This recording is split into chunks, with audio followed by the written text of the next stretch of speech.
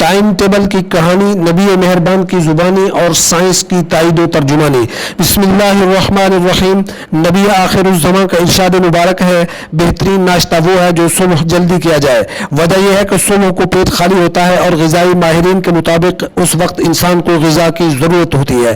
دوپہر کے کھانے کے بعد کچھ دیر کے لیے قیلولہ کا حکم فرمایا ہے۔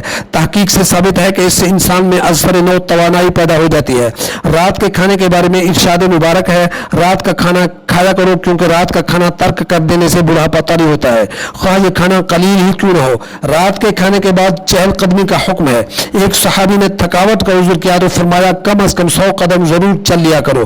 الطبا کے نزدیک راتی کھانے کے بعد چہل قدمی دل کے حملے سے بچاتی ہے، قبض نہیں ہونے دیتی، پیٹ میں ہوا جمع نہیں ہوتی۔ چہل قدمی سے ٹانگوں میں خون کو ٹھیک سے دورہ کرنے کا موقع ملتا ہے اور آنتوں میں گردش کرنے والا خون مسا بن کر بواسیر میں ظاہر نہیں ہوتا۔ سبحان اللہ۔